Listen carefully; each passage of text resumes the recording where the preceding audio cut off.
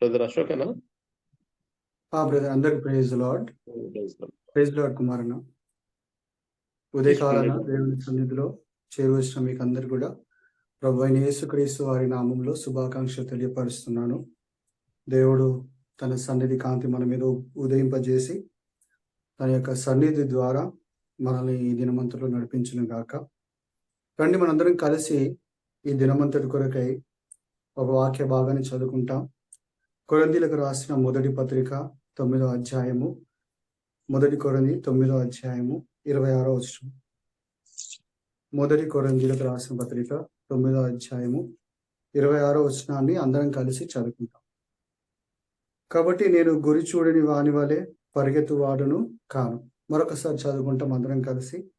కాబట్టి నేను గురి చూడని వాని వలె పరిగెత్తువాడును కాను. చిన్న ప్రార్థన చేసుకుంటాం. ప్రభువా, ఈ మాటలు దీవించండి. మీ చిత్తానుసారంగా మా అందరి ప్రయోజనార్థమై విడుదల చేయమని నన్ను మీ శిలువ రక్త ప్రోక్షణకి తీసుకొస్తూ వందనాలు చెల్లిస్తూ యేసు ప్రభు నామములో స్తుతిస్తూ ప్రార్థిస్తున్నాం తండ్రి, ఆమేన్. ఇక్కడ అపోస్తలుడైన పౌలు ఒక మాట జ్ఞాపకం చేస్తా ఉన్నాడు. ఏమని? నేను గురి చూడని వాని వలె పరిగెత్తు వాడను కాను. నేను గురి చూడని వాని వలె పరిగెత్తు వాడను కానని ప్రతి విశ్వాసి మొదట్లో అనుకుంటాడు. ఎప్పుడు రక్షించబడిన ఆదిలో నేను గురి చూడని వాళ్ళే పరిగెత్తుతానని మంచి మంచి తీర్మానాలు చేసుకొని ఆ తీర్మానాల్లో కొనసాగాలని ఎంతో ప్రయత్నం చేస్తూ ఉంటారు.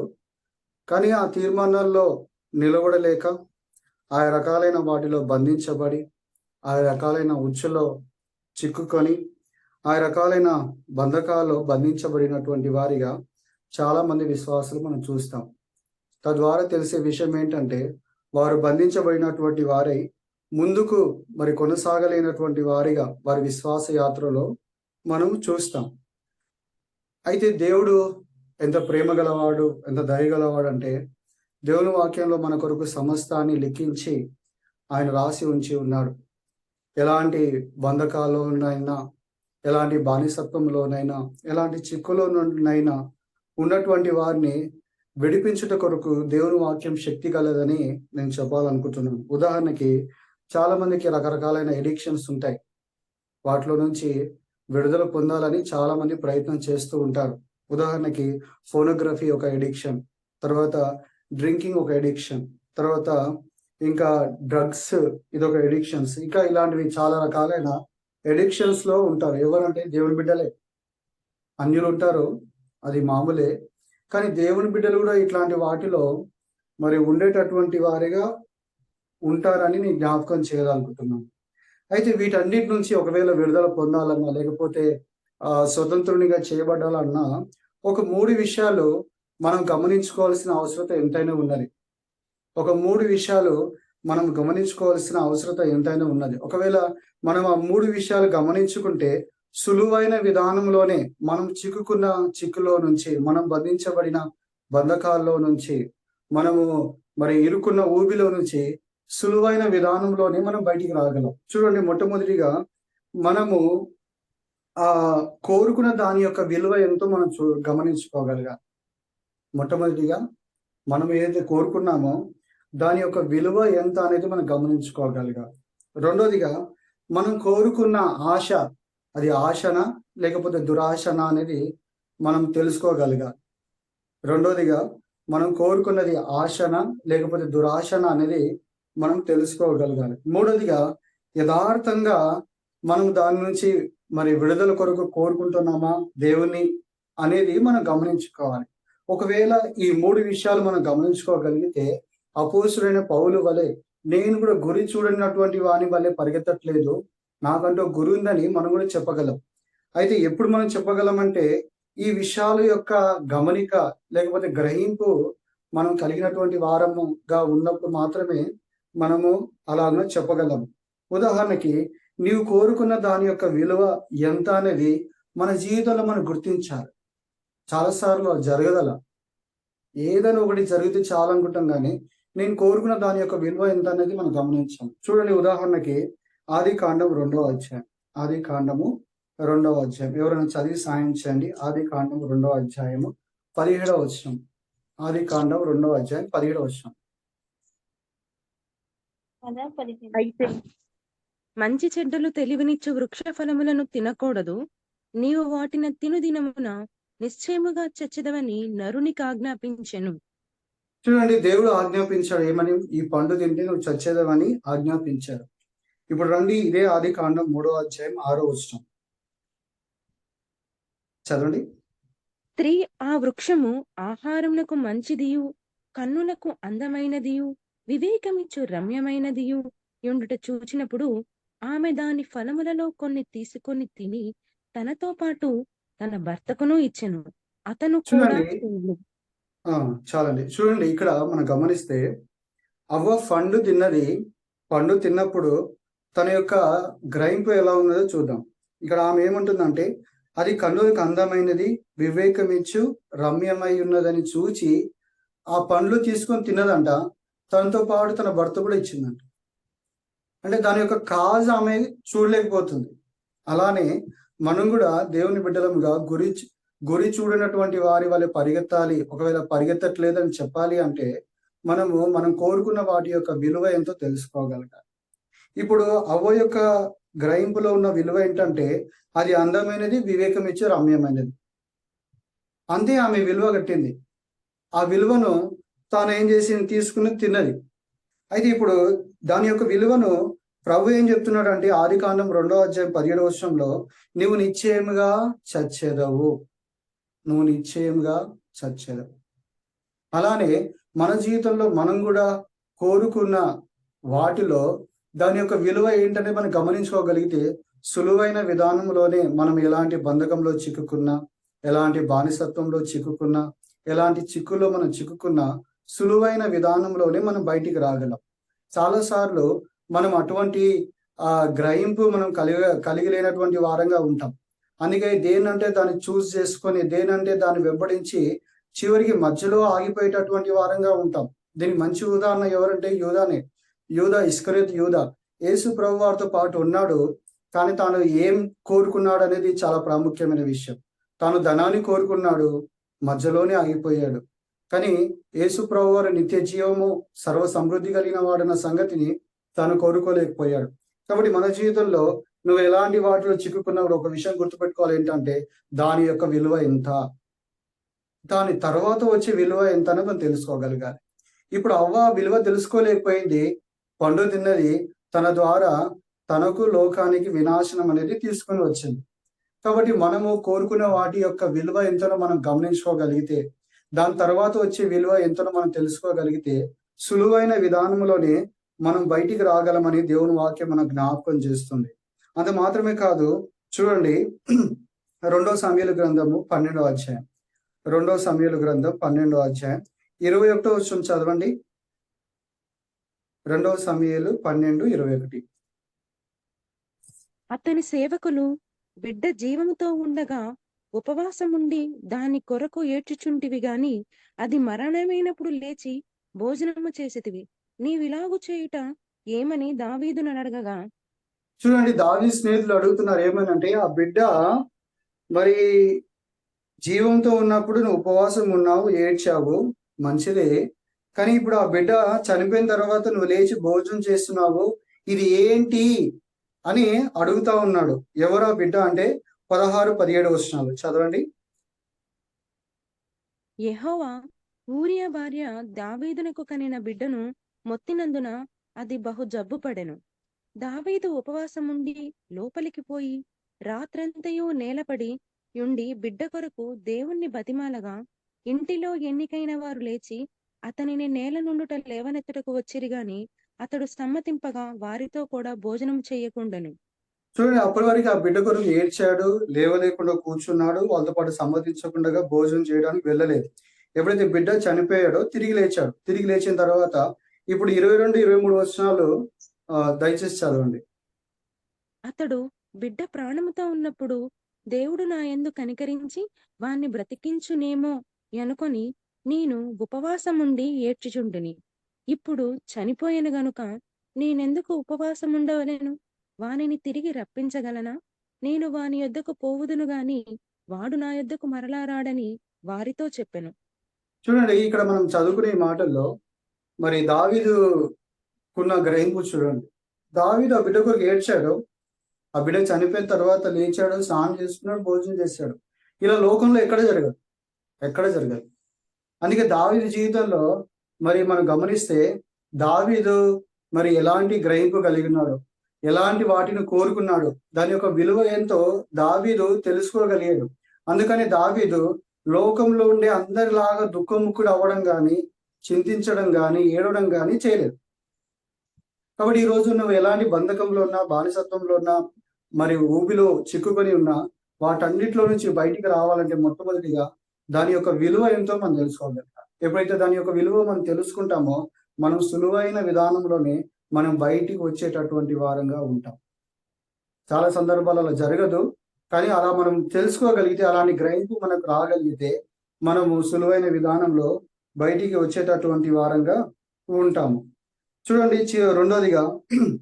రెండోదిగా నువ్వు కోరుకున్నది ఆశన లేక దురాశన అనేది మనం గమనించాలి. ఎప్పుడైతే మనము ఆశన, దురాశన ఈ రెండింటికి మనం తేడా చూడగలిగితే, నిజంగా మనము చిక్కుకున్న చిక్కులో నుంచి, లేకపోతే ఎడిక్షన్స్ అన్నిటిలో నుంచి మనం బయటికి రాగలం. చూడండి, యోహాను సువార్త 8వ అధ్యాయం,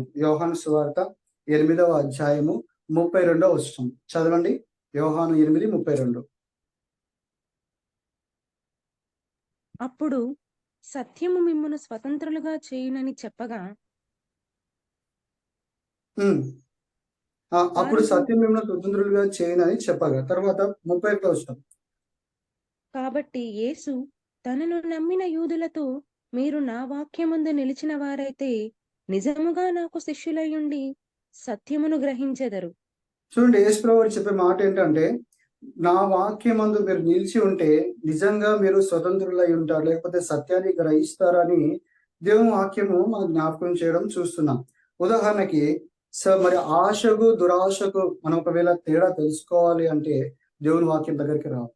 చాలాసార్లు ఆశకు దురాశకు తేడా తెలియదు చాలా మందికి. అయితే ఆశ పడడం వేరే, దురాశ చెందడం వేరే. అందుకే ఎప్పుడైతే మనము ఆశ పడతామో, ఆశ ఎలాంటిదంటే అది అవసరత. దురాశ ఏంటంటే అది నష్టాన్ని తీసుకొచ్చేదిగా ఉంటుంది. ఆశ మన జీవితంలో మనకు అక్కర తీరుస్తుంది, దురాశ మన జీవితంలో దుఃఖాన్ని తీసుకొస్తుంది. ఉదాహరణకి, నాకు భార్య కావాలి, లేకపోతే నాకు భర్త కావాలి అనుకోవడం న్యాయమే. కానీ భార్యలు కావాలి, స్త్రీలు కావాలి అనుకోవడం దురాశ. ఆహారం కావాలి అనుకోవడం న్యాయమే, కానీ పొరుగువాని ఆహారం కావాలనుకోవడం దురాశ. కాబట్టి మన జీవితంలో మనం ఎలాంటి వాటిని కోరుకుంటున్నాం అనేది మనం జ్ఞాపకం చేసుకోవాలి. నీ ఆశనా లేకపోతే దురాశన అనేది మనం జ్ఞాపకం చేసుకోవాలి. మనం ఈ రెండును మనము జ్ఞాపకం చేసుకుని ఒకవేళ గమనించుకోగలిగితే మనం సులువైన విధానంలోనే బయటికి రాగలం. నాకు తెలిసిన ఒక అన్న, అంటే నేను ఆయన పేరు చెప్పను, కానీ సందర్భం కాడి చెప్పాలని ప్రేరేపణ వస్తుంది చెప్తున్నాను. అన్నకి 50 ఏళ్ళ వయసు. ఆ అన్న మంచి విశ్వాసి, దేవునితో కూడా సహవాసం కలిగి ఉన్నటువంటి వాడే. కానీ అన్నకి ఒక ఆశ వచ్చింది. ఆశ అనొద్దు, దాన్ని దురాశ అని చెప్పాలి. తనకు ఒక 20 ఏళ్ళు 25 ఏళ్ళ పిల్లలు ఉన్నారు. ఇప్పుడు ఆయనకి ఒక ఉద్యోగంలో ఒక సహోదరి కలిసింది, ఆమెతో సంబంధం కుదిరిన తర్వాత నాకు చెప్పాడు, ఇట్లా సంగతి బ్రదర్, నా వల్ల కావట్లేదు, ప్రార్థన చేయండి అని చెప్పాడు. నేను అన్నాను, అన్న మరి నువ్వు ఏంటి, ఇది కరెక్టేనా, న్యాయమేనా, దేవుని వాక్య ప్రకారంగా ఇది అన్యాయం కదా, అలా చేయదు కదా, నువ్వు ఎందుకు మాట్లాడుతున్నావనా, తప్పనా, వదిలేసానా అని చెప్పాను అన్నమాట. చెప్తే ఆయన అంటూ నా వల్ల కాదు అంటున్నాడు. ఎందుకంటే నేను ఏం చెప్పాలనుకుంటున్నానంటే, ఆయన యొక్క వయసు ఏంటి, ఆయన జీవితం ఏంటి, ఆయన తర్వాత పరిస్థితులు ఏమవుతాయి, ఇవేమీ లేవు. తనకు ఆల్రెడీ భార్య, పిల్లలు వీళ్ళందరూ ఉన్నారు. కానీ ఇప్పుడు ఏమొచ్చిందంటే ఆశపోయి దురాశ వచ్చింది. అది ఇప్పుడు తన దురాశన సంగతి తెలుసుకోలేకపోతున్నాడు. నాకు ఆమె చాలా ఇష్టం అయిపోయింది బ్రదర్, ఆమె అంటే నాకు చాలా ప్రేమ అయిపోయింది బ్రదర్ అంటాడు. ఎవరంటే 50 years అయినా, 2 పిల్లలు ఉన్నాయి ఆయన. అంటే ఆశకి దురాశకి తేడా తెలుసుకోలేకపోతే మనము బంధించబడేటటువంటి వారంగా ఉంటాం, చిక్కుకునేటటువంటి వారంగా ఉంటాం. చాలా సందర్భాల్లో ఇలా మన జీవితంలో కూడా జరుగుతూ ఉంటుంది. అయితే మనం గుర్తించి దానిలోంచి బయటకు వచ్చేటటువంటి వారంగా ఉండాలి. నువ్వు ఆశ పడిందైతే, న్యాయమైతే దేవుడు నీ ఆశ ఖచ్చితంగా తీరుస్తాడు. అందుకే చూడండి, బైబిల్లో ఇక్కడ కూడా దేవుడు మన సుఖానికి గాని మన సౌఖ్యానికి గాని అడ్డం ఎప్పుడు రాలేదు. వాటన్నిటిని నెరవేర్చుట కొరకు, లేకపోతే వాటన్నిటిని తీర్చుట కొరకు దేవుడు ఒక న్యాయబద్ధమైన ఒక నియమాలు నియమించాడు. ఆ నియమాల ప్రకారంగా నీ ఆశలన్నీ తీర్చుకోవచ్చు. కానీ దురాశ పడడమే నీకు నష్టాన్ని తెచ్చేటటువంటిదిగా ఉంటుంది, మనల్ని బంధించేటటువంటిదిగా ఉంటుంది. మొట్టమొదటిగా నీవు ఆశ పడిన, లేకపోతే నీవు కోరుకున్న దాని యొక్క విలువ ఎంతో మనం గమనించుకోగలగాలి. అప్పుడు మనము చిక్కుకున్న చిక్కులో నుంచి, బంధించబడిన బంధకంలో నుంచి బయటకు వస్తాం. రెండవదిగా, నేను ఆశపడిన దాని యొక్క ఆశన లేకపోతే దురాశన అనేది మనం గమనించుకోవాలి. ఎప్పుడైతే ఇది ఆశ అని అనుకుంటామో దాన్ని దేవుడు నెరవేరుస్తాడు, దాని ద్వారా మనకు సంతోషం కలుగుతుంది. ఎప్పుడైతే దురాశను మనం తెలుసుకుంటామో దాని నుంచి మనం బయటికి వచ్చేటటువంటి వారంగా ఉండాలి. చూడండి, దావీదు, అందరూ యుద్ధానికి వెళ్ళారు, కానీ దావీదు కూడా యుద్ధానికి వెళ్ళలేదు. యుద్ధానికి వెళ్ళకుండా అక్కడే ఉన్నాడు. అక్కడికి వెళ్ళిన తర్వాత ఆయన ఒక స్త్రీని చూసి స్త్రీతో పాపం చేయడం జరిగింది. అంటే తనకు ఆల్రెడీ భార్యలు లేరంటే భార్యలు ఉన్నారు, కానీ భార్యలు ఉన్నా కూడా ఏం చేశాడు? వేరే స్త్రీని కోరుకున్నాడు. దురాశ, దాని దురాశ. దాని ద్వారా తాను తన కుటుంబం అంతా నష్టపోయారు. కాబట్టి మన జీవితంలో కూడా ఆశకు దురాశకు మనం తేడా తెలుసుకోగలిగి ఉండాలి. ఎప్పుడైతే మనం తేడా తెలుసుకుంటామో వెంటనే మనము చిక్కుకున్న చిక్కులో నుంచి, బంధించబడిన బంధకంలో నుంచి, ఊబిలో నుంచి మనం బయటికి వచ్చేటటువంటి వారంగా ఉంటాము. అందుకే చూడండి, గళితీయులకు రాసిన పత్రిక 5వ అధ్యాయం 7వ వచనం. గళితీయులకు రాసిన పత్రిక 5వ అధ్యాయము 7వ వచనం. గలతీ 5:7 చదవండి. గలతీయులకు రాసిన పత్రిక 5:7. మీరు బాగుగా పరిగెత్తుచుంటురి, సత్యమునకు విధేయులు కాకుండా మిమ్మును ఎవడు అడ్డగించెను? చూడండి, మీరు బాగుగానే పరిగెత్తుతున్నారు, కానీ సత్యానికి విధేయులు కాకుండా మిమ్మల్ని ఎవరు అడ్డగించారు అంటే, సత్యానికి చోటు లేకుండా అడ్డగించింది ఎవరు అని మరి పౌలు గలతీయులకు రాస్తూ అడుగుతా ఉన్నాడు. ఎందుకంటే నువ్వు సత్యాన్ని కోరుకోవట్లేదు, అసత్యాన్ని కోరుకుంటున్నావు. ఆశ పడట్లేదు, దురాశ పడుతున్నావు. కాబట్టి ఈరోజు నువ్వు చిక్కుకొని ఉన్నావని చెప్పడం జరుగుతుంది. ఎప్పుడైతే మనము సత్యాన్ని నమ్మకం ఉంటామో దేవుడు చేసే పని కూడా ఒకటి ఉంది. చూడండి, 2వ తెస్సలోనికైలకు రాసిన పత్రిక 2వ అధ్యాయము 11వ వచనం. 2వ తెస్సలోనికైలకు రాసిన పత్రిక 2వ అధ్యాయం 11వ వచనం. ఇందుచేత సత్యమును నమ్మక దుర్నీతి యందు అభిలాష గల వారందరూ శిక్షావిధి పొందుటకై అబద్ధమును నమ్మునట్లు మోసము చేయు శక్తిని దేవుడు వారికి పంపుచున్నాడు. చూడండి, ఇందుచేత సత్యమును నమ్మక దుర్నీతి యందు అభిలాష గల వారందరూ శిక్షావిధి పొందుటకై దేవుడు ఏం చేశాడంట? మోసం చేసే ఆత్మను పంపిస్తాడంట. కాబట్టి మనం సత్యం అంగీకరించాలి. ఏంటి, ఏది ఆశ, ఏది దురాశనో మనం తెలుసుకోగలిగితే సులువైన విధానంలో మనం బయటకు వచ్చేటటువంటి వారంగా ఉంటాం. మూడవదిగా చూడండి 2వ దినవృత్తాంతంలో 16వ అధ్యాయం 9వ వచనం. 2వ దినవృత్తాంతంలో 16 9వ వచనం. 16వ అధ్యాయం 9వ వచనం. తన ఎడల యథార్థ హృదయం గల వారిని బలపరచుటకై యెహోవా కనుదృష్టి లోకమంతటా సంచారం చేయుచున్నది. చాలండి, చాలా మంది బంధించబడిన దాని నుంచి విడుదల పొందాలని, లేకపోతే బంధకంలో నుంచి బయటికి రావాలని, చిక్కుకున్న వాటిలో నుంచి తిరిగి స్వతంత్రత పొందాలని చాలా మందికి ఆశ ఉంటది, కానీ వాళ్ళకి నిజమైన ఆశ ఉండదు. అంటే నిజమైన యథార్థత అనేది వాళ్ళలో ఉండదు. అందుకే చూడండి, ఒక త్రాగే వాడిని కానీ, ఒక వ్యసనం కలిగిన వాడిని మనం ఒకవేళ అడిగితే, నాకు చాలా ఆశ ఉందన్న బయటికి రావాలని, కానీ నా వల్ల కావట్లేదు అంట. ఎందుకు తెలుసా? వాడికి నిజమైన కోరిక లేదు. ఏమని? నేను నిజంగా బయటికి రావాలని. ఎవరైతే నిజంగా యథార్థంగా ఆశ కలిగి దేవుని దగ్గరికి వస్తారో దేవుడు తాను చిక్కుకున్న దానిలో నుంచి సులువైన విధానంలో బయటికి తీసుకొస్తాడు. చిక్కుకున్న దానిలో నుంచి సులువైన విధానంలో బయటికి తీసుకొస్తాడు. ఉదాహరణకి చూడండి, 2వ కొరింథీయులకు రాసిన పత్రిక 12వ అధ్యాయము 8-9 వచనాలు. 2వ కొరింథీయులకు రాసిన పత్రిక 12వ అధ్యాయము 8-9 వచనాలు. అది నా యొద్ద నుండి తొలగిపోవాలని దాని విషయమే ముమ్మారు ప్రభును వేడుకొంటిని. అందుకు నా కృప నీకు చాలును, బలహీనత యందు నా శక్తి పరిపూర్ణమగుచున్నదని ఆయన నాతో చెప్పెను. కాగా క్రీస్తు శక్తి నా మీద నిలిచియుండి నిమిత్తము విశేషముగా నా బలహీనతల యందే బహు సంతోషంగా అతిశయపడుదును. చూడండి, పౌలు జీవితంలో ఒక బలహీనత ఉంది. ఆ బలహీనత కొరకు ముమ్మారు ప్రార్థించాడు. నిజంగా ప్రార్థించాడు, ప్రభువా దీని నుంచి నాకు విడుదల కావాలని. నిజంగా ప్రార్థించాడు, యథార్థంగా ప్రార్థించాడు కనుక ప్రభు ఏం చేశాడు, తనకు కావలసిన సమాధానం ఇచ్చాడు. ఏమని? నా కృప నీకు చాలు, నా కృప నిన్ను బలపరుస్తుంది అని చెప్పాడు. చెప్పిన తర్వాత ప్రభు తనను బలపరిచాడు. అందుకే పౌలు అంటున్నాడు, నా బలహీనత యందే నేను ఎక్కువగా అతిశయించుచున్నాను అంటున్నాడు. కాబట్టి మన జీవితంలో మనం కూడా నిజమైన ఆశతో, నిజమైన తృష్ణతో యథార్థంగా మన దేవుని దగ్గరికి వచ్చినప్పుడు యెహోవా కనుదృష్టి ఏం చేస్తుందంట? లోకమంతా సంచారం చేస్తుందంట. సంచారం చేసి మన బలహీనతలో నుంచి మనం విడిపించి బలపరిచేదిగా ఉంటుంది. కాబట్టి దేవుని వాక్యం ద్వారా మనకు జ్ఞాపకం చేసే మూడో విషయం ఏంటంటే, నీ నిజమైన కోరిక ఉందా, నిజమైన ఆశ ఉందా? అయితే దేవుడు ఖచ్చితంగా నువ్వు చిక్కుకున్న చిక్కులో నుంచి, నువ్వు బంధించబడిన బంధకంలో నుంచి ఆయన విడిపించేటటువంటి వాడిగా ఉంటాడు. కానీ అట్లా కాదు, చాలా మంది దాంట్లో ఆనందిస్తూ నాకు బయటికి రావాలని ఉంది అని ఆశపడుతుంది. ఇది సరైన ఆశ కాదు. అందుకే తన ఎడల యథార్థమైన హృదయం కలిగిన వారిని అందరినీ బలపరచడానికి యెహోవా కనుదృష్టి లోకమంతా సంచారం చేస్తుంది. ఇప్పుడు మనుషులు మాత్రమే మోసం చేయట్లేదు, నిన్ను నీవే మోసం చేసుకోవట్లేదు, కానీ దేవుని ఎదుట కూడా దేవుని మోసం చేస్తున్నావు. ఏంటి? యథార్థమైన మనసుతో ఆయన దగ్గరికి వెళ్ళట్లేదు కాబట్టి నువ్వు ఇంకా అదే పాపంలో ఉండి బయటికి రాలేకపోతున్నావు. నీ ద్వారా దేవుని నామం దూషించబడుతుంది, నీ ద్వారా దేవుని నామం అవమానపరచబడుతుంది, నీ ద్వారా దేవుని నామం మహిమపరచబడాలి, కానీ అలా మహిమపరచబడకుండా దేవుని నామం హీనపరచబడుతుంది. దేవుడు నువ్వు అలాంటి బలహీనతలోనే ఉండాలని దేవుడు కోరుకోవట్లేదు. ఎందుకంటే దేవుని వాక్యంలో రాస్తుంది కదా, ఏమని?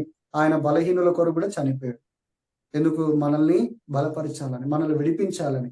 కాబట్టి ఈ మూడు సంగతులు మనం జ్ఞాపకం చేసుకోవాలి. అంత మాత్రమే కాదు, యేసు ప్రభు వారు కూడా తనకున్న అవసరత కొరకు, తనకున్న అక్కర కొరకు ప్రార్థించాడు. దానిలో తనకు సహాయం కావాలని, విడుదల కావాలని ప్రార్థించాడు. చూడండి మత్తయి సువార్త 26వ అధ్యాయం, మత్తయి సువార్త 26వ అధ్యాయం 53, 54 వచనాలు చదవండి. ఈ సమయమున నేను నా తండ్రిని వేడుకొనలేదనియు, వేడుకొని ఎడల ఆయన 12 సేనల వ్యూహముల కంటే ఎక్కువ మంది దూతలను ఇప్పుడే నాకు పంపుడనియు నీవు అనుకొనిచున్నావా? నేను వేడుకొని ఎడల చదవండి సిస్టర్. నేను వేడుకొని ఎడల ఇలాగు జరగవలనని లేఖనము ఎలాగు నెరవేరునని అతనితో చెప్పెను. 26వ అధ్యాయం 39వ వచనం కూడా చదవండి ఒకసారి. మత్తయి సువార్త 26:39. సాగిలపడి, తండ్రి, నా తండ్రి, సాధ్యమైతే ఈ గిన్నె నా యుద్ధ నుండి తొలగిపోనిమ్ము, అయినను నా ఇష్ట ప్రకారం కాదు, నీ చిత్త ప్రకారమే కానిమ్మని ప్రార్థించెను. చూడండి, కొంత దూరం వెళ్ళి సాగిలపడి, తండ్రి సాధ్యమైతే ఈ గిన్నె నా యుద్ధ నుండి తొలగిపోనిమ్ము. మనం కూడా చాలాసార్లు ప్రార్థిస్తాము. అయితే కొన్నిసార్లు మనం అలాంటి పరిస్థితుల గుండా వెళ్ళాల్సి ఉంటుంది. అలాంటి పరిస్థితుల గుండా వెళ్ళాల్సినప్పుడు మనం వెళ్ళి తీరాలి. అయితే వెళ్ళి తీరడం ద్వారా మనం దేవుని మహిమపరిచేటటువంటి వారంగా ఉంటాం. చాలా సందర్భాల్లో అలా మనకి ఇష్టం ఉండదు. అందుకని మనం ఏం చేస్తామంటే, దేవుని సంతోష పెట్టడానికి బదులుగా మనల్ని మనం సంతోష పెట్టడానికి చాలా ప్రయత్నాలు చేస్తూ ఉంటాం. అంటే ఉదాహరణకి ఏంటంటే, మనం పాపాన్ని కోరుకుంటాం, పాపంలో ఆనందించాలని ఇష్టపడతాం. అవును, దేవుడే అనుమతించాడు కదా, నేను వద్దనుకుంటున్నా కానీ నా ముందుకు వస్తుంది కాబట్టి నేను చేస్తున్నా, దాంట్లో తప్పేముందని మన పాపంలో ఆనందించేటటువంటి వారంగా ఉంటాం. అయితే యేసుప్రభువు వారు అన్నారు, నా చిత్తం కాదు నీ చిత్తమే సిద్ధించుగాక అన్నాడు. తర్వాత శిష్యునితో అన్నాడు, ఏమని? ఒకవేళ నేను వేడుకుంటే మరి 12 వ్యూహాల సైన్యాన్ని దేవుడు పంపిస్తాడు, కానీ ఒకవేళ నేను వేడుకుంటే దేవుని చిత్తం ఎట్లా నెరవేరుతుంది? దేవుని చిత్తం నెరవేర్చబడాలి అంటే ఇప్పుడు నేను వేడుకోవాల్సిన అవసరం లేదు, నేను దారిలో వెళ్లాల్సిందే, ఆ పరిస్థితిలో వెళ్లాల్సిందే, కానీ పాపం చేయడానికి వీల్లేదు. కాబట్టి కొన్నిసార్లు మనం అలాంటి పరిస్థితుల్లో వెళ్తే మనం ఏం గుర్తుపెట్టుకోవాలంటే, మన పాపం ఏందో ఆనందించొద్దన్న సంగతి గుర్తుపెట్టుకోవాలి.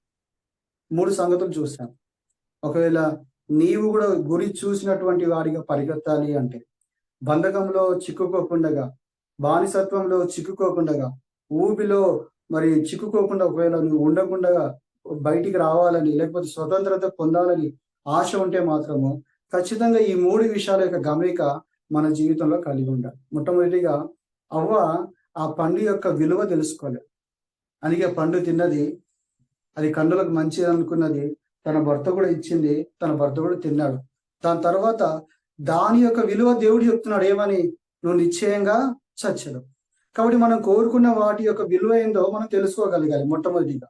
రెండవదిగా నేను కోరుకున్నది అది ఆశనా లేకపోతే దురాశ? నేను కోరుకున్నది ఆశనా లేకపోతే దురాశనా? దావీదు కోరుకున్నాడు, తను రాజు కాబట్టి నడిచిపోయింది, కానీ అది దురాశన సంగతి దేవుడు చూశాడు. అందుకే దేవుడు తనను ఎంత శిక్షించాడంటే తన ఇంట్లో ఉన్న వాళ్ళందరూ కూడా సమూల నాశనం చేశాడు. అందుకే ఆశకు దురాశకు మనం తేడా తెలుసుకొని కోరుకునేటటువంటి వారంగా ఉండాలి. మూడోదిగా నిజమైన యథార్థమైన మనసుతో, అవును ప్రభా, నాకు దీని నుంచి విరక్తి వస్తుంది, దీని నుంచి బయటికి రావాలనుకుంటున్నా, నేను పాపంలో నేను ఆనందించలేను ప్రభా అని నువ్వు ఒప్పుకొని పాపమందు ఆనందించకుండా నువ్వు ఒకవేళ బాధపడుతున్నా కూడా దేవుని దగ్గరికి వచ్చినప్పుడు దేవుడు అద్భుతమైన విధానంలో సహాయం చేస్తాడు. యేసు ప్రభు వారిని శోధనకు అప్పగించినప్పుడు ఆ శోధనలో ప్రభు విడిచిపెట్టలేదు. చూడండి, మత్తయి సువార్త 4వ అధ్యాయం, మత్తయి సువార్త 4వ అధ్యాయం 11వ వచనం చదవండి. అంతటా అపవాది ఆయనను విడిచిపోగా, ఇదిగో దేవదూతలు వచ్చి ఆయనకు పరిచర్య చేసిరి.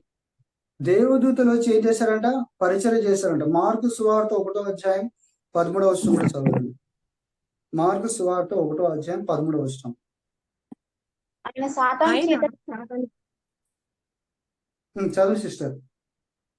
ఆయన సాతాను చేత శోధింపబడుచు అరణ్యంలో 40 దినములు అడవి మృగములతో కూడా నుండెను, మరియు దేవదూతలు ఆయనకు పరిచర్య చేయుచుండిరి. చూడండి, యేసు వారు అరణ్యంలో సాతానుతో ఉన్నాడంట, అడవి మృగంతో ఉన్నాడంట. వాళ్ళందరూ ఆయన గాయపరిచారు. అయితే దేవుని దూతలు పంపించి దేవుడు ఏం చేశాడు? ఆయనకు పరిచర్య చేశాడు. ఇంకా లూకా సువార్తలు చూస్తే ఆయనను బలపరిచర్య ఉంటుంది. కాబట్టి మనం దేవుని యందు నిజంగా దేవుని దగ్గరికి ఆశతో వెళ్ళినప్పుడు, నిజమైన తృష్ణతో వెళ్ళినప్పుడు, యథార్థంగా పాపమందు ఆనందించకుండా వెళ్ళినప్పుడు దేవుడు ఖచ్చితంగా దాని నుంచి విడుదల చేసి మనం ఏం చేస్తాడంటే బలపరిచేటటువంటి వాడుగా ఉంటాడు. అప్పుడు మాత్రమే అపోస్తులైన పౌలు వలె నేను గురి చూడని వాని వల్ల పరిగెత్తువాడను కాను అని చెప్పగలరు. ఈరోజు చాలా మంది పరిగెత్తుతున్నారు కానీ వాళ్ళ పరుగు మొత్తం మధ్యలోనే ఆగిపోతుంది. అందుకే వాళ్ళ జీవితంలో సంతోషం లేదు, సంపూర్ణమైన సంతోషం లేదు, ఆనందం లేదు. ఎప్పుడు వాళ్ళకి చిరాకులు పరాకులే, ఇగో, ఇవన్నీ వాళ్ళ మనసులో మెదులుతూ ఉంటాయి ఎప్పుడు. ఎందుకంటే తెలుసా, వాళ్ళు వాటిలో చిక్కుకొని బయటికి రాలేరు. సౌలు అలా చిక్కుకొని ఉన్నాడు. 30 సంవత్సరాల జీవితాన్ని వ్యర్థపరుచుకున్నాడు. దావీదు అలా చిక్కుకోలేదు. దావీదు చిక్కుకోనందువల్ల తన జీవితం అంతా సాఫీగా సాగిపోయింది. కాబట్టి మన జీవితంలో మనం కూడా నిజంగా వాటి నుంచి విడుదల పొందాలంటే మాత్రం ఈ 3 విషయాలు గమనిక చేసుకోవాలి. అయితే ఒకవేళ నువ్వు విడుదల పొందిన తర్వాత మరలా చిక్కుకోకుండా ఉండాలి అంటే ఒక 6 తీర్మానం చేసుకోవాలి. నువ్వు మరలా చిక్కుకోకుండా ఉండాలి, మరలా బంధించబడకుండా ఉండాలి, మరలా పట్టబడకుండా నువ్వు ఉండాలంటే మన జీవితంలో అతి ప్రాముఖ్యమైనవి ఒక 6 తీర్మానాలు చేసుకోవాలి. కొంచెం లేట్ అయినా అడ్జస్ట్ చేసుకోండి. ఈ 6 తీర్మానాలు వీలైతే మీరు రాసుకోండి. ఈ 6 తీర్మానాలు ఒకవేళ మీరు సరైన విధానంలో తీర్మానించుకుంటే నేను చెప్పగలను, ఖచ్చితంగా మీరు ఎప్పుడు బంధించబడరు. ఒకటి, సైతాను మీ నెత్తి మీద కూర్చొని వాడు డిస్టర్బ్ చేసే గానీ మామూలుగా అయితే మీరు బంధించబడరని చెప్పగలను. చూడండి, మొట్టమొదటి తీర్మానం ఏంటి అంటే దేని విషయంలో తీర్మానం చేయాలి అంటే, మొట్టమొదటి తీర్మానం ఏంటంటే వివాహం విషయంలో సరైన తీర్మానం తీసుకోవాలి. చాలాసార్లు వివాహం విషయంలో సరైన తీర్మానం తీసుకోరు. అందుకే వివాహం చేసుకుంటారు. దేని బట్టి? డబ్బులను బట్టి, ఆస్తిని బట్టి, ఉద్యోగాన్ని బట్టి, అందాన్ని బట్టి, పేరుని బట్టి, 4 మంది మంచివాడని చెప్తే వాళ్ళు చేసుకుంటారు అన్నమాట. అయితే వివాహం చేసుకునే సందర్భంలో మనం గుర్తించాల్సిన అతి ప్రాముఖ్యమైన విషయం ఏంటంటే, ఇతని ద్వారా దేవునికి మహిమ కలుగుతుందా, ఇతని ద్వారా దేవుని నామము కీర్తించబడుతుందా, ఇతని ద్వారా దేవుని చిత్తం నెరవేర్చబడుతుందా అని మనం ఎరిగినటువంటి వారమైతే అప్పుడు మాత్రమే మనము వివాహం చేసుకునేటటువంటి వారంగా ఉండాలి. లేకపోతే డబ్బులని అవని ఒకవేళ చూసి వివాహం చేసుకున్నావు అనుకో, నీకు కొంచెం సుఖం సౌఖ్యం దొరకొచ్చు కానీ ఆమె నీకు ఎలాంటి సహకారం అందించదు. నువ్వు చర్చికి వెళ్తావంటే వెళ్ళనియదు, బైబిల్ చదువుతావంటే చదవనియదు, ఫస్ట్ పని చేయంటది, నీకు ఎంకరేజ్ చేయదు ఆమె. ఎందుకు తెలుసా? నువ్వు వాటిని కోరుకున్నావు కాబట్టి అలాంటి ఆమెనే నీకు దొరికింది, అలాంటి వ్యక్తి నీకు దొరికాడు. అయితే మనము వివాహం చేసుకునే సందర్భంలో ఏం గుర్తుపెట్టుకోవాలంటే, ఈమె ద్వారా లేకపోతే ఈయన ద్వారా దేవుని సంకల్పం నెరవేర్చబడుతుందా లేదా అనేది మనం జ్ఞాపకం చేసుకోవాలి. చూడండి, ఏలియా వివాహం చేసుకున్నాడు. ఎవరిని చెప్పండి, ఆన్సర్ చేయండి. ఏలియా వివాహం చేసుకున్నాడు ఎవరిని?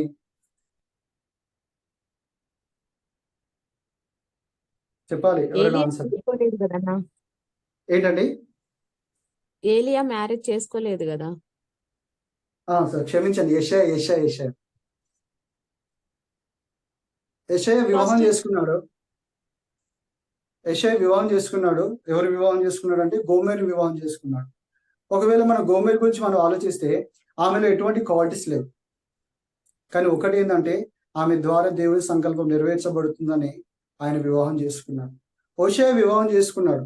ఎవరిని అంటే ఒక స్త్రీని, పాపం చేసే స్త్రీని పెళ్లి చేసుకున్నాడు. కానీ ఆయన ఎందుకు పెళ్లి చేసుకున్నాడు అంటే దేవుని సంకల్పం నెరవేర్చబడుతున్న ఈమె ద్వారానే పెళ్లి చేసుకున్నాడు. కాబట్టి మన జీవితంలో అతి ప్రాముఖ్యమైన తీర్మానం ఎక్కడ చేయాలంటే మొట్టమొదటిగా వివాహం విషయంలో సరైన తీర్మానం తీసుకోవాలి. అప్పుడు నువ్వు బంధించబడవు, పట్టబడవు. రెండోదిగా చూద్దాం రండి. రెండోదిగా నువ్వు ఏ ఉద్యోగం కోరుకుంటున్నావు అనేది ఒక మంచి తీర్మానం చేసుకోవాలి. ఎందుకు ఈ మాట అంటున్నానంటే, నువ్వు ఉద్యోగం కోరుకున్నావు. ఎలాంటి ఉద్యోగం అంటే ఉదాహరణకి నేను ఒక పోలీసు ఉద్యోగం కోరుకున్నాను అనుకోండి, లేకపోతే పోలీసు ఉద్యోగం కానీ, లేకపోతే ఇంకేం చెప్పాలి, హోటల్ మేనేజ్మెంట్ ఉద్యోగం కానీ నేను కోరుకుంటే ఆ ఉద్యోగం ద్వారా నేను దేవుని దగ్గరికి వెళ్ళలేను, దేవుని సమీపించలేను, దేవుని సేవించలేను. నాకు అంటే సెలవు ఉండదు, తర్వాత నాకు అనుకూలత ఉండదు. అలాంటి టైంలో నేను అలాంటి ఉద్యోగాన్ని కోరుకోవడం ద్వారా నేను దేవుడిని నేర్చుకోలేను, దేవుని వెంబడించలేను, దేవుని సేవించలేను. అందుకే మనం ఏం జ్ఞాపకం ఉంచుకోవాలంటే, నువ్వు ఎలాంటి ఉద్యోగాన్ని కోరుకుంటున్నావు అనేది మనం ఒక సరైన తీర్మానం చేసుకోవాలి. మా దగ్గర ఒక అబ్బాయికి చెప్పాను నేను, తమ్ముడు హోటల్ మేనేజ్మెంట్ వద్దు, ఇంకా వేరే జాబ్ చూసుకొని చెప్పాను. లేదన్నా నాకు అదంటే ఇంట్రెస్ట్ అన్నాడు. ఒకరోజు నా దగ్గరికి వచ్చాడు. ఏమన్నా తెలుసా అన్న, నాకు ఆ జాబ్ చాలా చిరాకు వస్తుంది, నేను బయటికి రావాలన్నా ప్రార్థన చేయన్నాడు. నువ్వు కోరుకున్నదే ఆ జాబ్, నువ్వు ఎన్నుకున్నదే ఆ జాబ్. నువ్వు దేవుడు సేవించగలవు, ఎలాగో దేవుడు వెంబడించగలవు. అందుకే రెండోది మనం ఏం గుర్తుపెట్టుకోవాలంటే, నువ్వు ఎలాంటి ఉద్యోగాన్ని ఎంచుకొని వచ్చినావు, ఎలాంటి ఉద్యోగాన్ని నువ్వు తీర్మానం చేసుకుంటున్న సంగతి మనం జ్ఞాపకం చేసుకోవాలి. మూడోదిగా మనం జ్ఞాపకం చేసుకోవాలి, లేకపోతే తీర్మానం చేసుకోవాలి ఏంటంటే, నీకు ఎలాంటి స్నేహితులు ఉన్నారు, నువ్వు ఎలాంటి స్నేహితులను కలిగి ఉన్నావు అనేది మనం ఒక సరైన తీర్మానం తీసుకోవాలి. చూడండి, దావీదు చాలా అందగాడు, గోవుల వంటి కన్నులు కలిగిన వాడు, బహుగా పాడగలిగిన వాడు, వాయిద్యకారుడు, తర్వాత మరి వాక్యం చెప్పేవాడు, తర్వాత యుద్ధ నైపుణ్యం కలిగిన వాడు, యుద్ధ ప్రవీణుడు. ఇలాంటి వ్యక్తికి ఎంతమంది స్నేహితులు అంటే చాలా మంది స్నేహితులే ఉండాలి.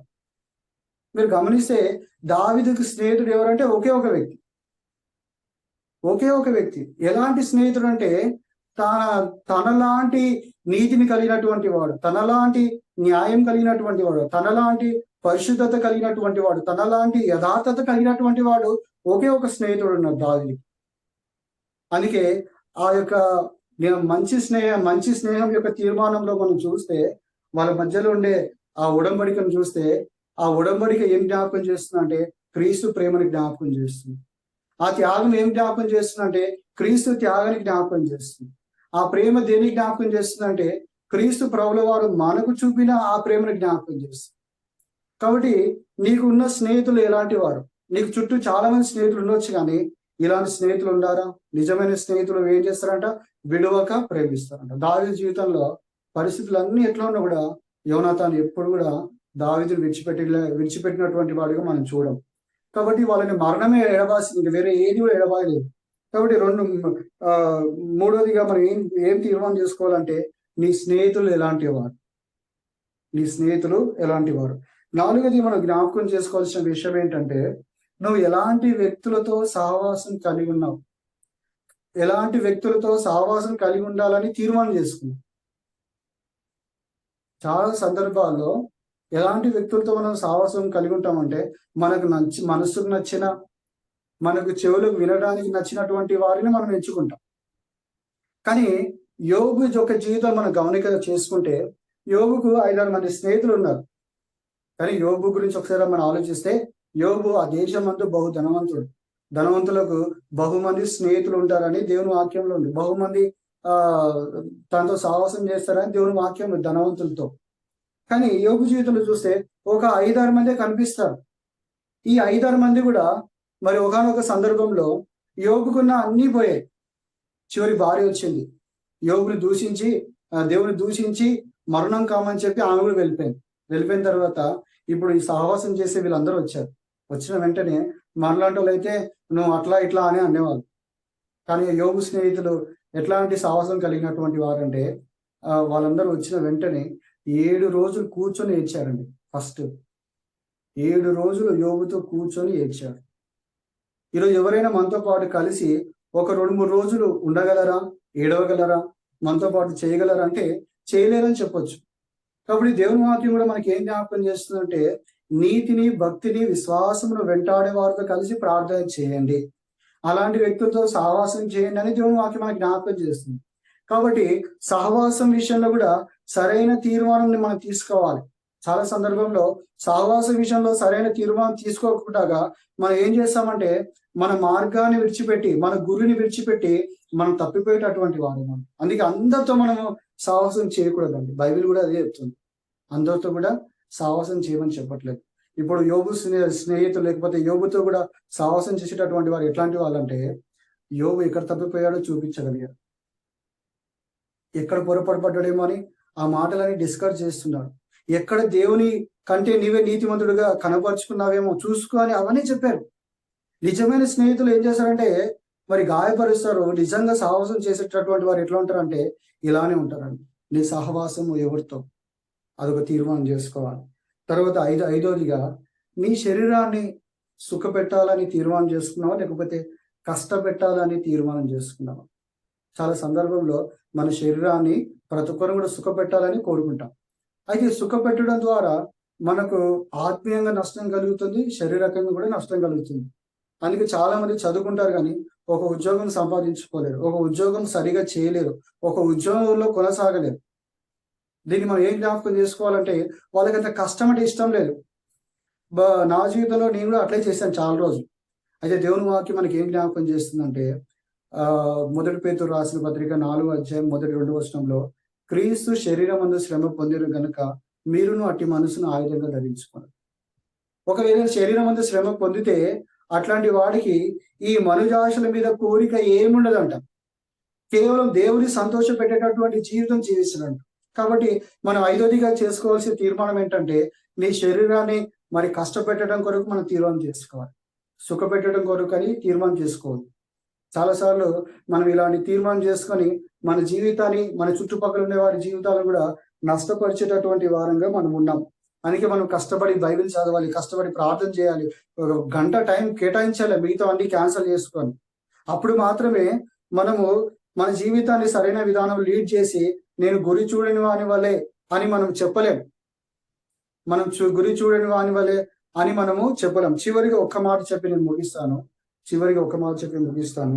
చివరిగా మనం తీర్మానించుకోవాల్సిన లేకపోతే అతి ప్రాముఖ్యమైన తీర్మానం ఏంటంటే నువ్వు నిత్య జీవాన్ని కోరుకుంటావా, లేకపోతే నిత్య నాశనాన్ని కోరుకుంటావా? సిలువలో 2 దొంగలు సిలువ వేయబడ్డారు. ఒక దొంగ కోరుకున్నాడు ఏమని, దేవా నీ రాజ్యంతో వచ్చినప్పుడు నన్ను జ్ఞాపకం చేసుకో. అతడు నిత్య నాశనం తప్పించుకున్నాడు, నిత్య జీవానికి వెళ్ళాడు. ఇంకొకడు తీర్మానం చేసుకోకుండా ఎక్కడికి వెళ్ళాడంటే నిత్య నాశనంలోకి వెళ్ళాడు. అయితే ప్రియమైన వాళ్ళారా, నువ్వెవరైనా సరే నిత్య జీవంలోకి వెళ్ళాలి అంటే మాత్రం ఈ రోజే తీర్మానం చేసుకో. ఏమని, ప్రభువా నీ పాపిని, నా పాపం కొరకు సిలువలో రక్తం చిందించావు, చనిపోయి సమాధి చేయబడ్డావు, తిరిగి లేచావు, నేను నమ్ముచున్నాను, క్షమించండి చాలు, ప్రభు మనల్ని క్షమించేటటువంటి వాడిగా ఉంటాడు. ఆ రోజు వాళ్ళకి తెలుసు ఆ రోజే చనిపోతారని, కానీ మనకు తెలియదు మనం ఎప్పుడు చనిపోతాం. కాబట్టి ఈ రోజే ఒక మంచి తీర్మానం చేసుకొని ప్రభు దగ్గర మనం వేడుకుంటే ప్రభు మనకు సాయం చేసి నిత్య జీవాన్ని అనుగ్రహించేటటువంటి వాడిగా ఉన్నాడు. నువ్వెవరిపైనా సరే వచ్చిన ప్రార్థన చేసుకో, ప్రభు నాకు నిత్య జీవం కావాలి, పాప క్షమాపణ కావాలి, నా కొరకు నువ్వు సిలువలో రక్తం చిందించి చనిపోయి తిరిగి లేచావు ప్రభు, నేను నమ్ముతున్నాను, క్షమించండి చాలు, ప్రభు క్షమిస్తాడు. దేవుడు తన వాక్య భాగాన్ని దీవించును గాక. ప్రార్థన చేసుకుంటాం. ఉదయకాల సమయంలో దేవుడు తన దాసుల ద్వారా మంచి మాటలను మనకి ఇస్తూ వచ్చాడు. దీన్ని ఆధారం చేసుకొని మన మధ్యలో ఉన్న బ్రదర్ ప్రసాద్ అన్న గారు వాక్య ఫలింపు ప్రార్థన చేస్తారు.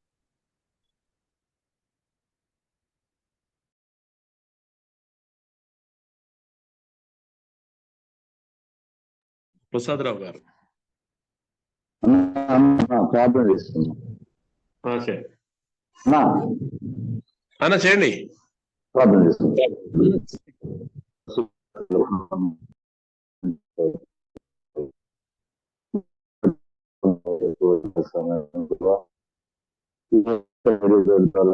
మాట్లాడుతున్న విధానం ప్రార్థన వరకు సన్నిధి నాయన మాత్రం ఉంచినందుకు వందనాలు ప్రభా. దేవాన్ని నామంతో మహిమగాతమైన నాయన మేము జీవిస్తుండగా ప్రభా ప్రభావం చేసిన కార్యం కొట్టి ఉన్నారు ప్రభా. ఈ ఉదయకాల సమయం మీకు మొదలుపెట్టుకోవడానికి భాగ్యం వచ్చినందుకు ఉన్నారు. పాటల్లో మీరు ఉన్నారు నాయన ప్రభా. అలాగే బైబిల్ రీడింగ్ లో మీరు ఉన్నారు ప్రభా. నాయన ప్రభా అయ్యా నాయన బిడ్డలను ఆశ్రయించాలని ప్రభా మా మధ్య మంచి వర్తమానం మాకు ఇచ్చినందుకు వందనాలు ప్రభా. అలాగే మీరు ఈశ్వరు మా మధ్య ఉంచారు.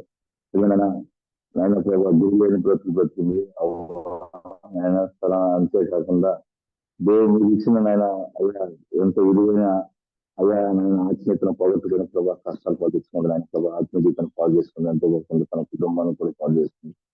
తన భర్తను కూడా నాయన ప్రభా పాపంలోకి నాయన ప్రభా ఆజ్ఞ అతిక్రమం పాపంగా వచ్చి నాయన ఆజ్ఞ అతిక్రమించారు నాయన ప్రభా.